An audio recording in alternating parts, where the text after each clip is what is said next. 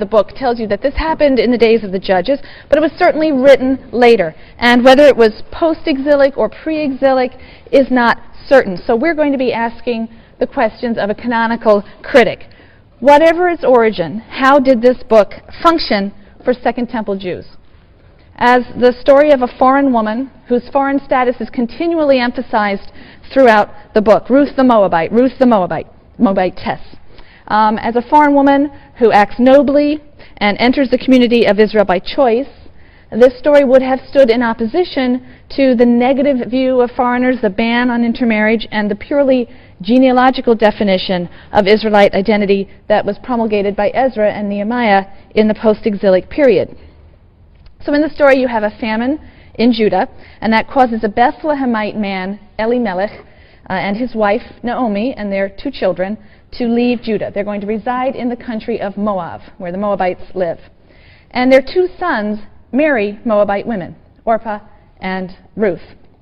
You have to consider the effect that these opening verses would have had on an ancient Israelite listener or reader. Moab was a hostile neighbor on Israel's southeastern border, and the Moabites were hated for their ill treatment of the Israelites when they were traveling to the Promised Land. Their lack of hospitality had already led to a prohibition of intermarriage in the Torah itself. So the Moabites and the Ammonites are 2 foreign groups that are explicitly prohibited from entering the congregation in Deuteronomy 23. And the Israelites' low opinion of the Moabites is also expressed in Genesis in the very degrading story of Moab's descent from the incestuous relationship between Lot and one of his daughters after the fall of Sodom. And yet here we read in the opening lines of this story a man from Bethlehem who travels to Moab, and his 2 sons marry Moabite women. And then in short order, Elimelech and his 2 sons, who are appropriately named Sickness and Death, by the way, in Hebrew, they die. And the Israelite widow, Naomi, is left now with no blood relation, no blood male relation, only her 2 Moabite daughters-in-law. And Naomi weepily tells the girls that they should return to their father's home. She's poor. She'll never be able to support them as a poor widow. She has no further sons to give to them, and clearly they have no legal or moral obligation or tie to Naomi. And we'll pick up the story then in chapter 1, verse 11. But Naomi replied, "Turn back, my daughters. Why should you go with me? Have I any more sons in my body who might be husbands for you? Turn back, my daughters, for I am too old to be married. And even if I thought there was hope for me, even if I married tonight, and I also bore sons, should you wait for them to grow up? Should you, on their account, debar yourselves from marriage? Oh no, my daughters, my lot is far more bitter than yours, for the hand of the Lord has struck out against me." And they broke into weeping again, and Orpah kissed her mother-in-law farewell. But Ruth clung to her. So she said, "See, your sister-in-law has returned to her people and her gods. Go, follow your sister-in-law." But Ruth replied, "Do not urge me to leave you, to turn back and not follow you. For wherever you go, I will go. Wherever you lodge, I will lodge. Your people shall be my people, and your God, my God. And where you die, I will die, and there I will be buried. Thus and more may the Lord do to me if even death parts me from you." And when Naomi saw how determined she was to go with her, she ceased to argue with her, and the 2 went on until they reached Bethlehem. All of the names in this story are wonderfully symbolic. Sickness and death, it's like they walk on the stage with a big sign saying, "I'm in a bit part and I'm ready to die." Orpah's name means the back of the neck because she turns her back on her mother-in-law as well. It's a wonderful story with lots of name symbolisms. But by the force of sheer conviction, Ruth joins herself to the people of her mother-in-law. And back in Judah, Ruth supports her mother-in-law and herself by gleaning the fallen sheaves behind the reapers in the field. Because according to the Pentateuch, the sheaves that fall behind the reapers must be left for the poor to collect. You don't go back and collect them. So Ruth gleans, and she gleans in the field of a kinsman named Boaz. And he's described as a man of substance. And she's very diligent, and she soon comes to his attention. And he's very kind for her. He looks out for her safety among the rough field workers. He provides water for her. He's heard of what Ruth has done for Naomi, how she left her home and left her family to come to a people that she really didn't know, and he blesses her. He says, "May the Lord reward your deeds. May you have a full recompense from the Lord, the God of Israel, under whose wings you have sought refuge, chapter 2, verse 12. And he increases his generosity. He shares his meal with Ruth and gives her from the heaps of grain in addition to the gleanings that she's collecting. So Naomi is very delighted with Ruth's gleanings. They more than suffice for their needs, but she's even more learned to please that Ruth seems to have found favor in the eyes of Boaz. He's being very kind and generous. And she points out, you know, he is among our redeeming kinsmen. Now, the term here, the Hebrew term is goel. Goel means redeemer. In fact, in a lot of the Christian language later, this is the word they're using when they talk about my Redeemer liveth. It's simply this word goel. And the goel is a person who, as the nearest relative or as a close relative, has certain legal obligations to another person. And those obligations, the primary obligations are three: to redeem the person or their property if they've been sold to a stranger due to poverty. So to redeem them from debt servitude, essentially. So your goel should do that for you. To marry a childless widow, right? So if a man dies and his wife is childless, the goel is supposed to marry her, provide seed, and the firstborn son will be named after the man who is dead. So he's supposed to marry a childless widow and produce offspring for the deceased. Usually that falls first to the brother. And then, in the case of the blood redeemer, also the redeemer is supposed to avenge the blood of a kinsman. So if you are killed, your redeemer is supposed to seek vengeance for you. Boaz is a somewhat distant relative, but Naomi believes he's the answer to their dual problem of poverty on the one hand and Ruth's widowhood on the other hand. So in chapter 3, she urges Ruth to make a visit to Boaz. He's winnowing barley on the threshing floor, and Ruth is supposed to bathe herself, anoint herself, dress up, and go out at night to the threshing floor. You should know that biblically, threshing floors tend to be places of revelry at the end of the harvest time, and they are often frequented by prostitutes. But Naomi seems to be planning Ruth's seduction of Boaz. She instructs Ruth to not to reveal herself until Boaz has finished eating and drinking. And when he lies down, Ruth is to approach him and uncover his feet. This is possibly a sexual euphemism. And lie down. And he will tell her what she is to do. So Ruth follows these instructions exactly. In chapter 3, verses 7 to 11. Boaz ate and drank and in a cheerful mood went to lie down beside the grain pile. And then she went over stealthily and uncovered his feet and lay down. In the middle of the night, the man gave a start and pulled back. There was a woman lying at his feet. "Who are you?" he asked. And she replied, "I am your handmaid, Ruth. Spread your robe over your handmaid, for you are a redeeming kinsman," a goel. And he exclaimed, "Be blessed of the Lord, daughter. Your latest deed of loyalty is greater than the first, in that you have not turned to younger men, whether poor or rich. And now, daughter, have no fear. I will do in your behalf whatever you ask, for all the elders of my town know what a fine woman you are." So Ruth's request is that Boaz act as her redeemer and spread his robe over her, which is a formal act of protection and espousal. And Boaz assures her that he will redeem her. He then goes on to point out, however, that there is another kinsman who is actually a closer relation and therefore has the first right of refusal. And Boaz will settle the matter legally in the morning. And we're left wondering what transpired in the night. In chapter 4, we read the legal proceeding by which the other kinsman is freed of his obligation and his claim to Ruth, and this then clears the way, enables Boaz to marry her. But the punchline to the whole story is yet to come, and that occurs in chapter 4, verses 13 to 17. So Boaz married Ruth.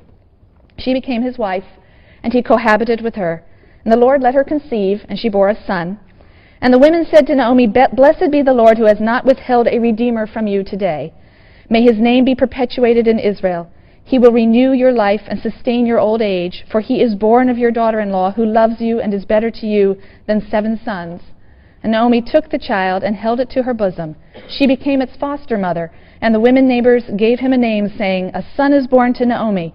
They named him Oved. He was the father of Jesse, father of David. So David, God's anointed king over Israel.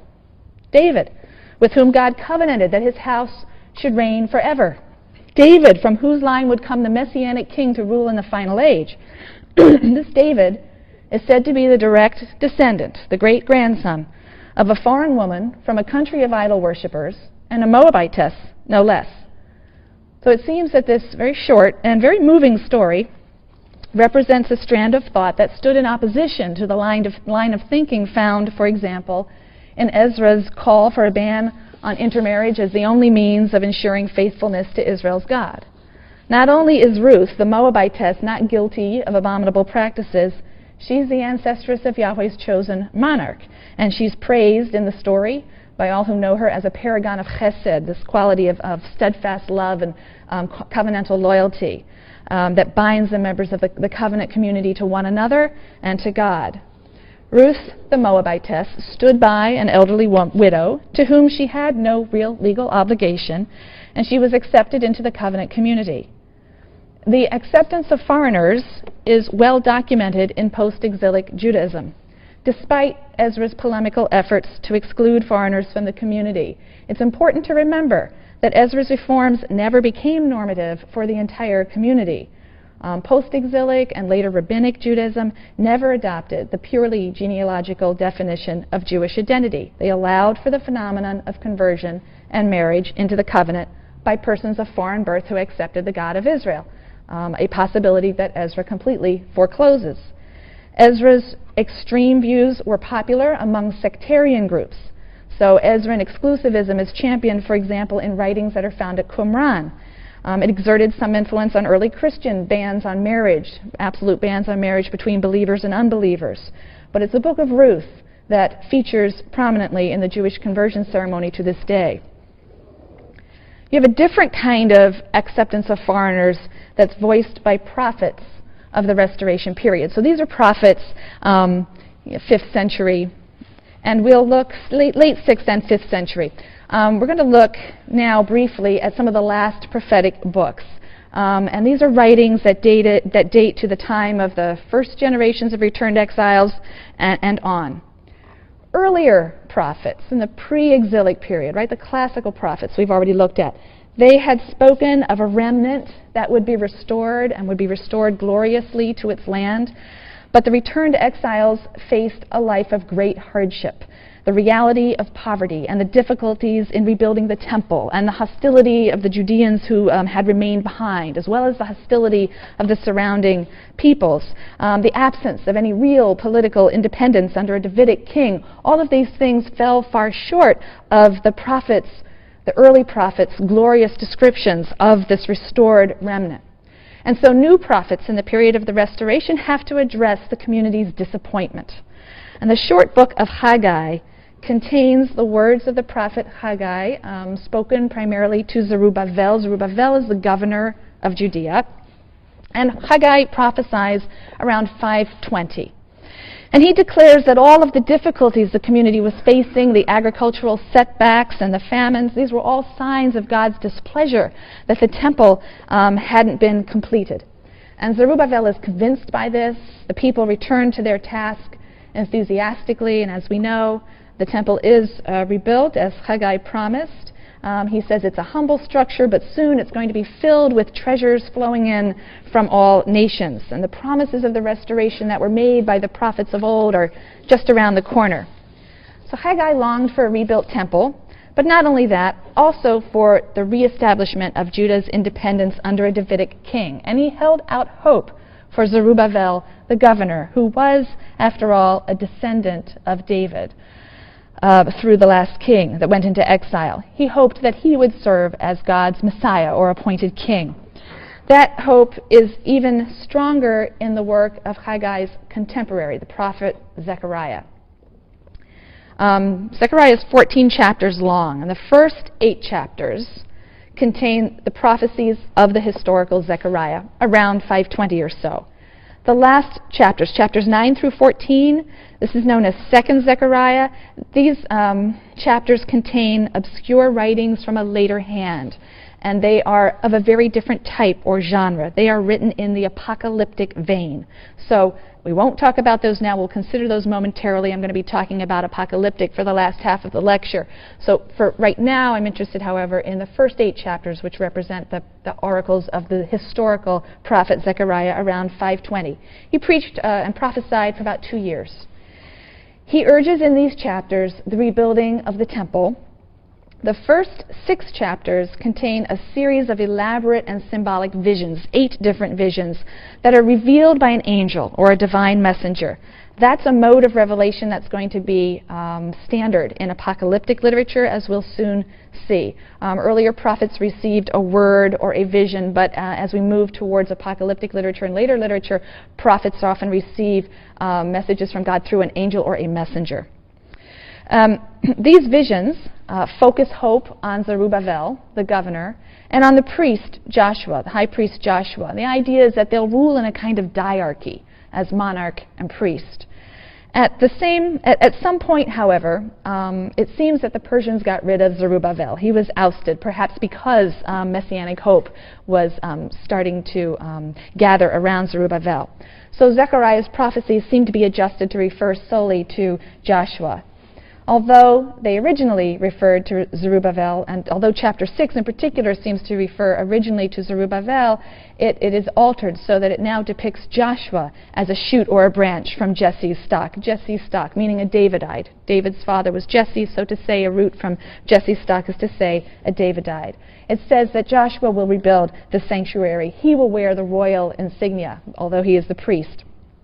So the elevation, however, of the high priest is a feature of the post-exilic period. It's a feature of Judah in the post-exilic period. High priest coming to take some of the trappings of royal office.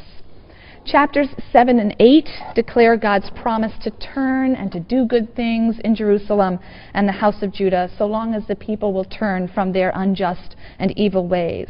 And Zechariah points forward to the glorious day when all the nations of the world will eagerly come to seek the Lord in Jerusalem and to entreat his favor. So we read in Zechariah 8:23, "Thus said the Lord of hosts, in those days 10 men from nations of every tongue will take hold. They will take hold of every Jew by a corner of his cloak and say, 'Let us go with you, for we have heard that God is with you.'" And thus this restoration period, you can see, features prophets who envisions other nations joining Israel in the worship of Yahweh. They will come to rally around and join Israel in the worship of God in Jerusalem. The last wave of prophetic writings that we have addresses the disappointment and the disillusionment of the late 6th and 5th century Judeans. What was the message of these writings? The basic message was that the earlier prophets, their promises of future glory for the restored remnant, these were all true. The future just isn't now. It's only going to happen in the eschaton, the final day. Only then will the glory of Jerusalem and a messianic ruler be restored. And the hope that has to sustain the community through the bleak present is, therefore, an eschatological hope, a hope that focuses on an ideal account of the end, eschatology, an account of the end. Because in the end of days, everything will be set right. So as we move later into the period, we find increasingly the hope for the community is thrust off into the future in an eschatology. Parts of 3rd Isaiah depict the bitter reality of life in post-exilic Judah and advance in eschatology. You remember the book of Isaiah, which is 66 chapters. We divide into 3 parts, 1 through 39, which is the historical Isaiah. Then we have 2nd Isaiah, and then 3rd Isaiah we're dealing with now. That's chapters 56 to 66. The anonymous prophetic author of these chapters denounces the failings of the exiles, but does hold out an eschatology, a doctrine of final things that depicts what's going to happen in the end of days. This kind of eschatology differs from the depiction of Zion's future glory that we had in the early classical prophets. The earlier prophetic pronouncements generally referred to a reestablishment of Judah's fortunes in historical time. But eschatological works, like 3rd Isaiah, look beyond historical time. They're looking to a time of a new heaven and a new earth, when Judah's sins will be forgotten. The land will become an earthly paradise, transformed and blessed with peace and prosperity and length of days. This is from Isaiah 65, verses 17 to 25. "For behold, I am creating a new heaven and a new earth, The former things shall not be remembered, they shall never come to mind. Be glad then, and rejoice forever in what I am creating, for I shall create Jerusalem as a joy, and her people as a delight.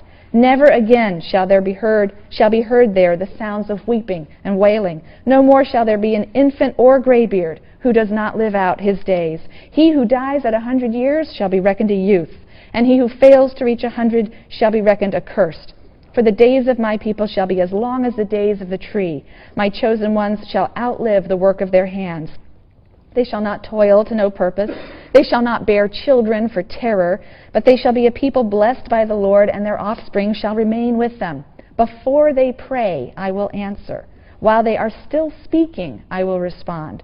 The wolf and the lamb shall graze together, and the lion shall eat straw like the ox, and the serpent's food shall be earth. In all my sacred mount, nothing evil or vile shall be done, said the Lord. See this interesting notion of a completely new, transformed heaven and earth.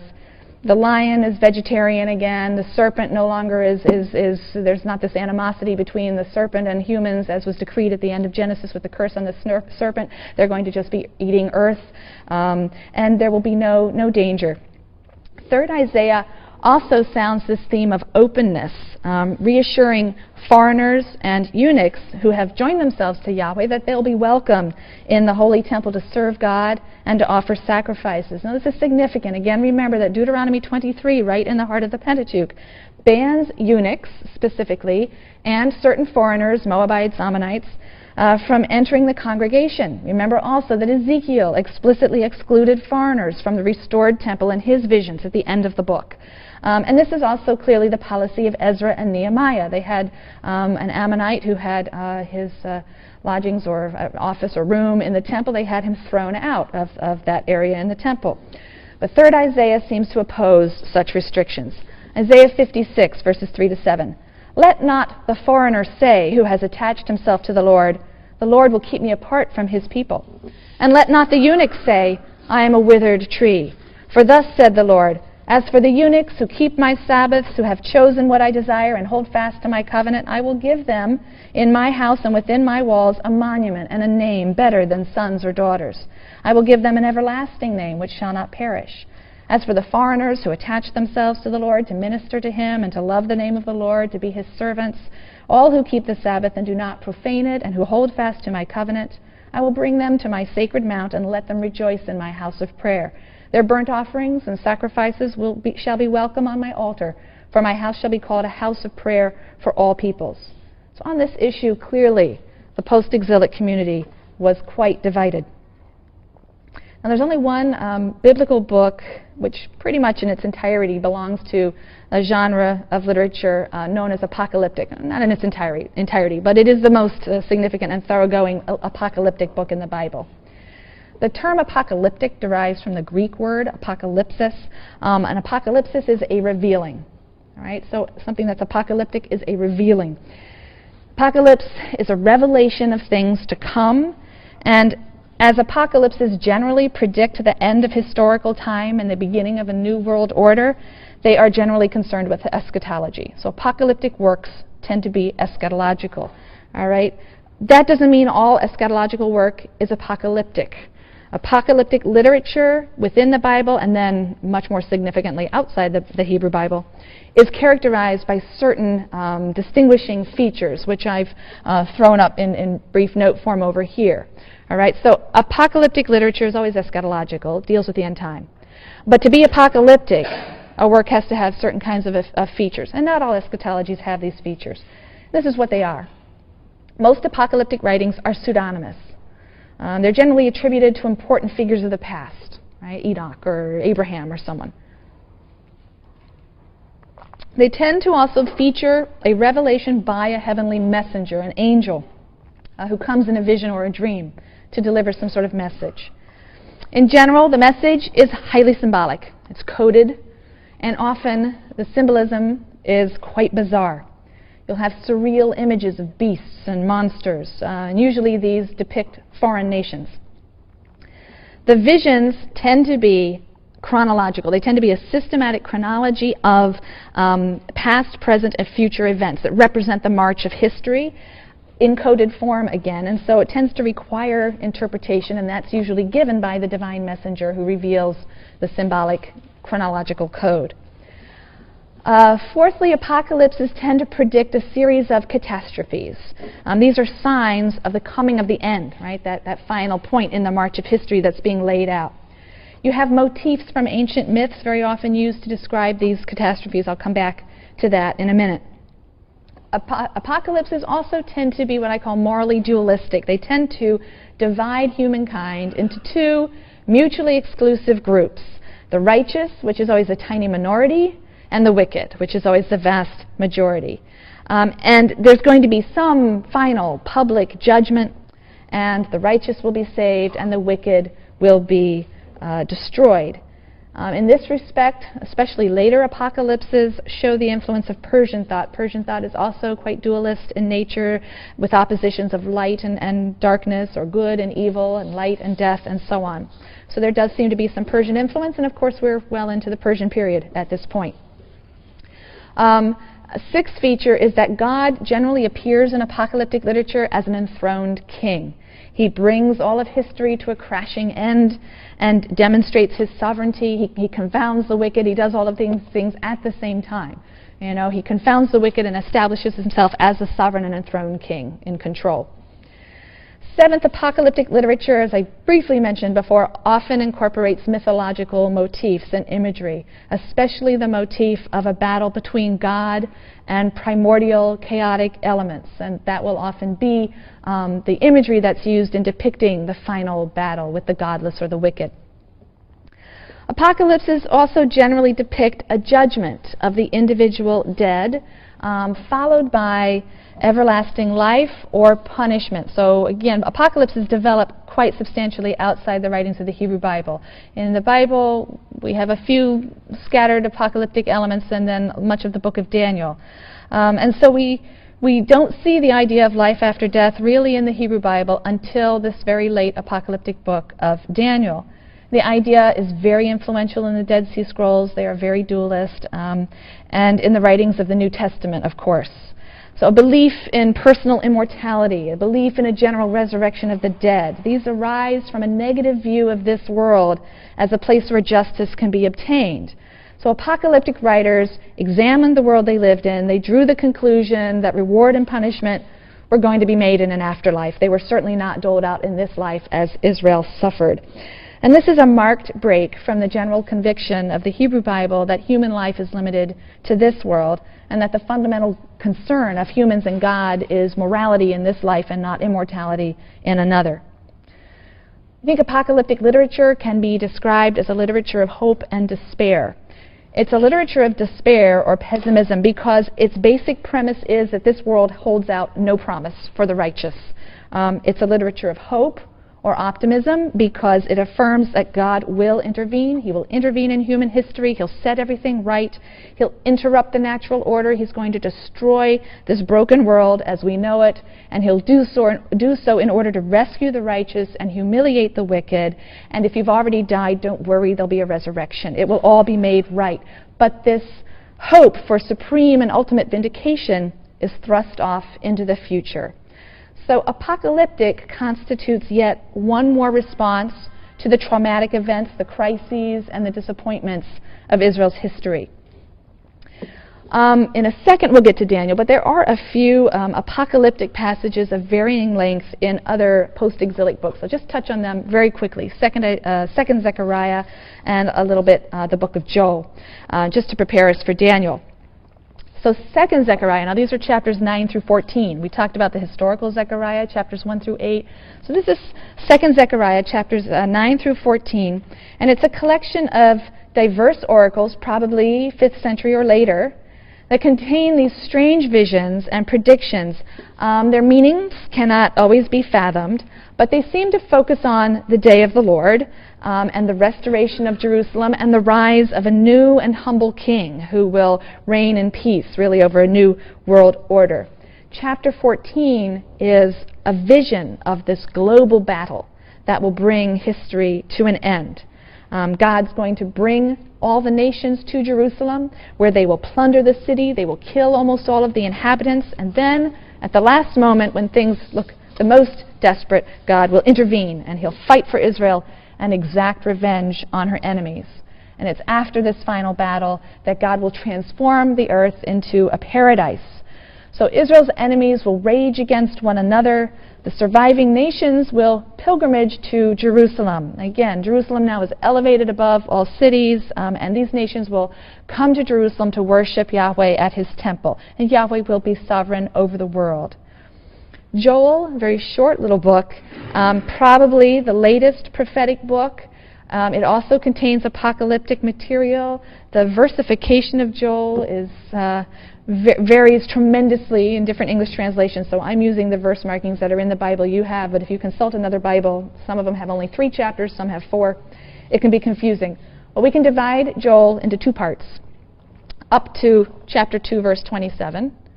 So that's the first part, from 1:1 to 2:27, or 1:2 really. And that contains a description of a military invasion. It's symbolized by an army of locusts.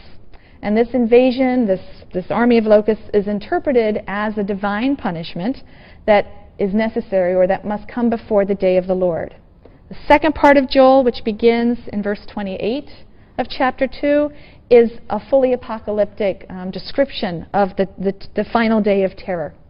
Reading from chapter 3, verses 3 and 4. Before the great and terrible day of the Lord comes, I will set portents in the sky and on earth, blood and fire and pillars of smoke. And the sun will be turned to darkness and the moon to blood before the great and terrible day of the Lord comes. But the righteous are going to survive. This is pointed out in chapter 3, verse 5. But everyone who invokes the name of the Lord shall escape, for there shall be a remnant on Mount Zion and in Jerusalem, as the Lord promised. As we move into chapter 4 of Joel, the day of the Lord is envisaged as a judgment day for all peoples. Right? So this is increasingly the view of the eschaton, a final battle, and also a judgment day. And that judgment day will then issue in a new age. This is an idea that the book of Daniel will elaborate on in a minute, not to mention the apocalyptic writings that are outside of the Hebrew Bible. In this judgment day, God will summon all of the godless nations to the valley of judgment, Jehoshaphat, which means God will judge. So the valley of Jehoshaphat. And here, the final battle between good and evil will take place, and after that, God's people will be blessed, and the holy city will never again suffer shame. For lo, in those days and in that time, when I restore the fortunes of Judah and Jerusalem, I will gather all the nations and bring them down to the valley of Jehoshaphat. And there I will contend with them over my very own people, Israel, which they scattered among the nations.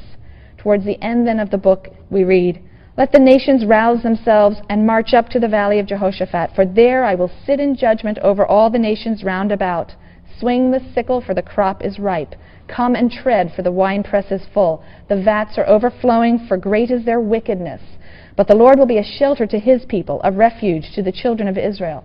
And Jerusalem shall be holy, never more shall strangers pass through it. And in that day the mountains shall drip with wine, the hills shall flow with milk, and all the watercourses of Judah shall flow with water. A spring shall issue from the house of the Lord, and shall water the wadi of acacias, and Judah shall be inhabited forever, and Jerusalem throughout the ages. So we see a lot of eschatological features in the book of Joel. You have, first of all, a series of disasters. They signal the impending wrath of God. You have a cosmic battle in which Yahweh triumphs over Israel's enemies. And we see in apocalyptic literature in general a facile equation of the righteous and the wicked with Israel and other nations. And then also we have this outpouring of blessings on God's people, city, and land. And finally, God's continued protection and presence. And nations who are not Israel's enemies join in the worship of God in that final time. Again, note the important difference between classical prophecy and the apocalyptic literature. Both of them speak about final things. Both of them speak about an end time. But the classical prophets did not, in general, expect that the course of human affairs would come to an end. Right? Only that Israel's rebellion would end, or that Israel would live under a perfect king anointed by God. In the apocalyptic imagination, history itself is a closed process. It will end, and then a new age, a new world order would begin. And the present age and the new age are qualitatively distinct. The present age is under the dominion of evil powers. We see it particularly in the apocalyptic writings outside of the Bible and in the New Testament. That power that has dominion over the present age is Satan. Satan is the archenemy of God. Right? The age to come will be free of all evil, moral corruption, and death. Satan will be defeated. But God himself is the one who has to do this. God must intervene to bring the present age to a crashing halt and initiate this new world order. So let's turn now to Daniel for a full apocalyptic work. Daniel also can be divided really into two parts. And the first 6 chapters have often been described as a heroic fiction. They're a bit like the book of Esther that we'll be talking about on Wednesday. Just a good story. Esther particularly has a lot of irony and is very, very funny. But like the book of Esther, Daniel features a Jew who lives in a Gentile court, and he's saved from disaster. I've listed the kings who are discussed in the book of Daniel. These chapters tell of Daniel's adventures under 2 Babylonian kings, Nebuchadnezzar and Belshazzar. The text says 2 Babylonian kings, Nebuchadnezzar and Belshazzar, a Median king, Darius, who happens to be unknown to history, a Persian king, Cyrus. That's a whole lot of years. And the historical inaccuracy of the work, right? You have the chronology of more than a century being telescoped here. There's other inaccuracies. Belshazzar was actually never a king. He was sort of a prince regent. He was defeated by Cyrus, not by Darius. So there's tremendous historical inaccuracy. And this is a sign that this was written at a much later time, looking back when the history of the period 300 years ago was very confused. There's no clear historical knowledge of this Persian period, Babylonian and Persian period. And so the book we know was written quite late. Perhaps the end of the 3rd century, those first 6 chapters. We have a better idea about the remainder of the book. Chapters 7 through 12 are fully apocalyptic in genre, and they were composed between 167 and 164. I don't know if I wrote that up there. Yeah, 167 and 164 BCE. This was a time when Jews were suffering intense persecution at the hands of the Seleucid king of Syria, Antiochus Epiphanes, Antiochus IV. And so Daniel is the latest book of the Hebrew Bible. Right? It was chronologically the latest book, written between 167 and 164 BCE. But the author writes in code. He writes in code so that, some hostile person would not be able to understand. Right? The author disguises his references to contemporary historical events and personalities in these visions, these symbolic visions that are attributed to a remote era of the past. All right, let's go back and look at the contents of these 2 sections. In chapters 1 through 6, Daniel is represented as a loyal Jew who's living in the exile in Babylonia, right? 6th century exilic period among idol worshippers. He refuses to bow down to any other god. He observes the dietary laws, and he prays facing Jerusalem. He seems to occupy a position of some honor in the court. He has the power to interpret dreams and to predict the future. And although he's severely tested, he remains true to Yahweh, and Yahweh aids him in more than one miraculous escape from danger. The main themes of this first section of the book of Daniel are Daniel's interpretations of the dreams of these kings, Nebuchadnezzar, and his allegiance to his God. In chapter 2, Nebuchadnezzar has a dream of a huge statue. It has a head of gold, it has a torso and arms of silver, the belly and the thighs are of bronze, the legs are of iron, and the feet are of mixed iron and clay. I've kind of given you a little grid, and in a minute we're going to have another symbolic dream that's going to use animals to represent the same things that are being represented here by the metals. So you have this statue with these metal and iron and clay feet. Then a great stone that's uncut by human hands flies from heaven and smashes the clay feet of the statue, and the statue crumbles, and this stone becomes a mountain that fills all the earth. Daniel decodes the dream's symbolism, and it's a historical symbolism, the march of history. Each metal represents a kingdom that ruled the ancient Near East. Daniel only explicitly mentions gold as Babylon, but we can figure out the rest. Silver is Media, bronze is Persia, and iron is Alexander's Greece, right? Macedonian Greece that conquered the ancient Near East in the 330s.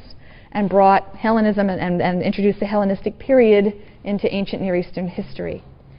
After Alexander's death, his empire was divided into smaller Hellenistic kingdoms. Right? The ones of greatest relevance to us are Ptolemaic Egypt and Seleucid Syria, because as you can imagine, Palestine is caught between those two great powers. So it's going to be fought over by those two great powers.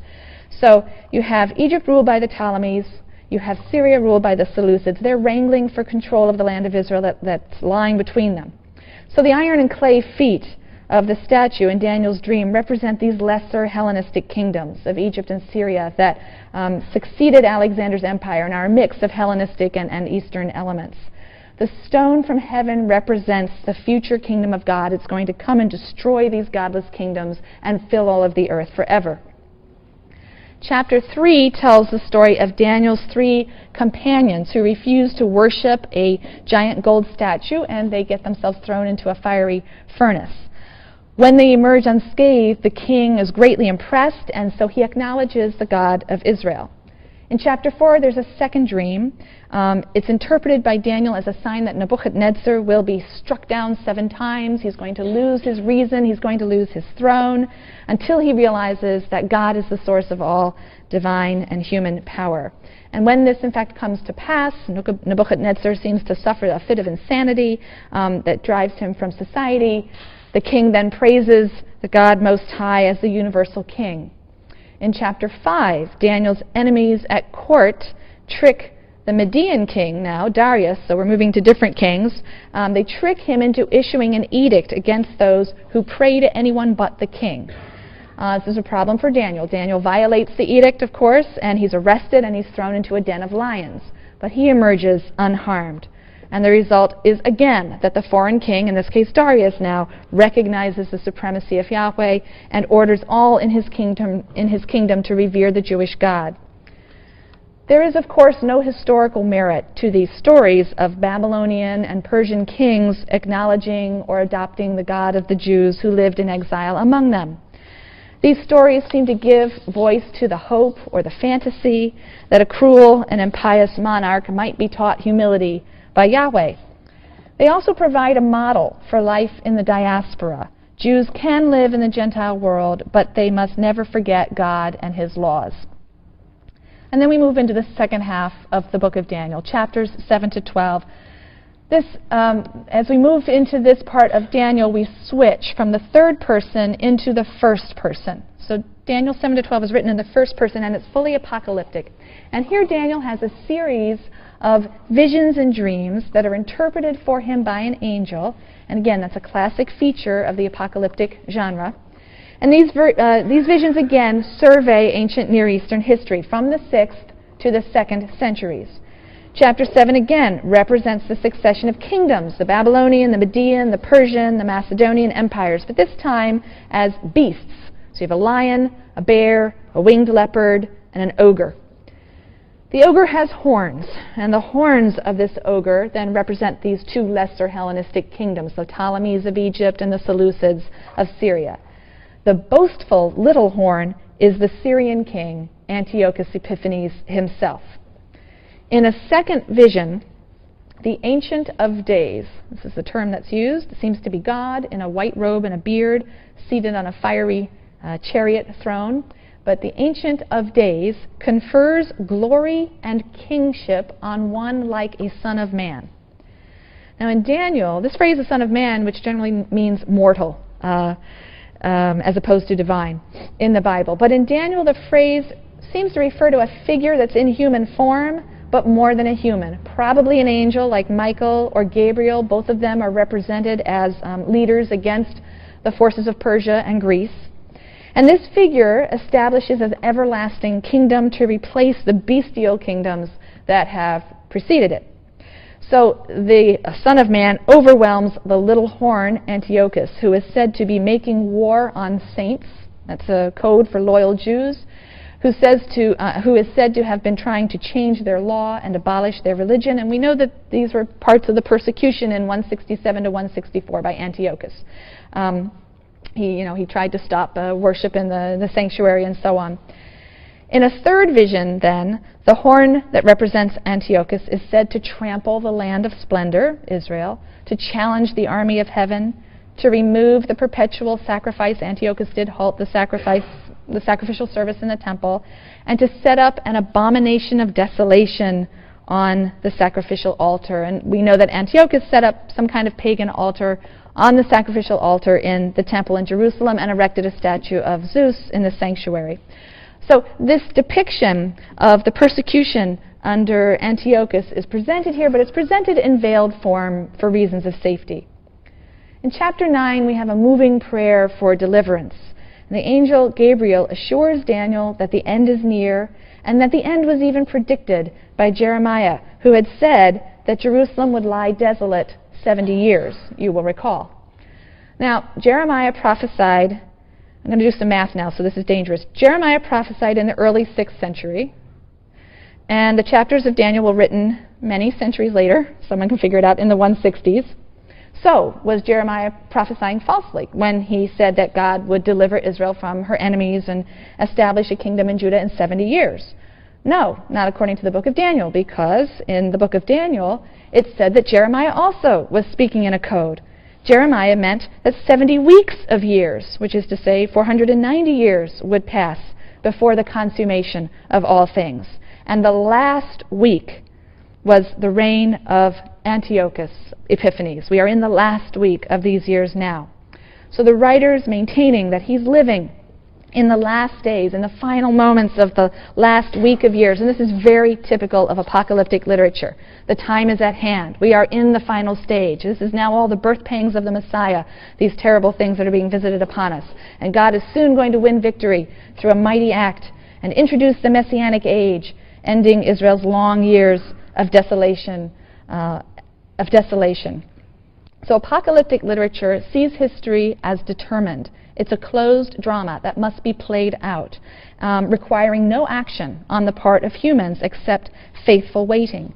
God's kingdom will come solely by God's power, but it has to be preceded by this time of trouble. These troubles are nothing but the birth pangs of the Messianic age, and the faithful, whose names are recorded in God's book, will be rescued. Chapter 12 imagines a resurrection of the dead as a compensation to those who died under the persecutions of Antiochus. It's a clear attempt to deal with the injustice that mars this world. And it's the only passage of the Bible to explicitly espouse the idea of an individual life after death. And as I say, breaks with a longer Israelite tradition that's vague or silent on this issue.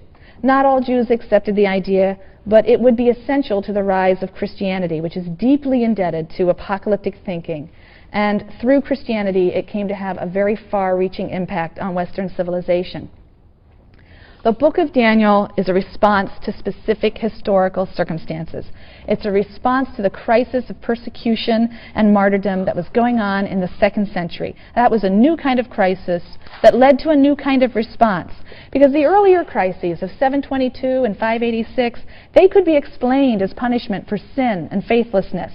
But now, in the 2nd century, Jews were dying not because they were faithless, but precisely because they were faithful, because they refused to obey the decrees of Antiochus and to violate their law and covenant, and they were dying.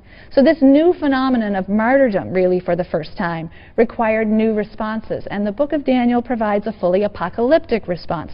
Remain faithful. Wait, Daniel urges. Know that this will all be set right by God, not in this world, but in an ultimate and cataclysmic triumph of life and death, life and faith over death and evil, and it will be soon. And Daniel emphasizes God's firm control of history, and so bolsters loyal Jews who are suffering indignities and torture and even death all around him because of their faith. So we've seen the zealous 5th century response of Ezra and Nehemiah to the fateful events of Israel's history. They believed Israel's rededication to God and the covenant involved, as a first step, cessation of intimate relations with foreigners, separation from their abominable practices. We've seen very different views that would integrate foreigners in the worship of Yahweh. We've seen also the later emergence of apocalyptic as an expression of present despair and future hope that entailed the divinely orchestrated and cataclysmic defeat of the wicked enemies who persecuted Israel. And in the last lecture, we're going to look at 2 books of the Hebrew Bible that take very different approaches, the book of Esther and the book of Jonah.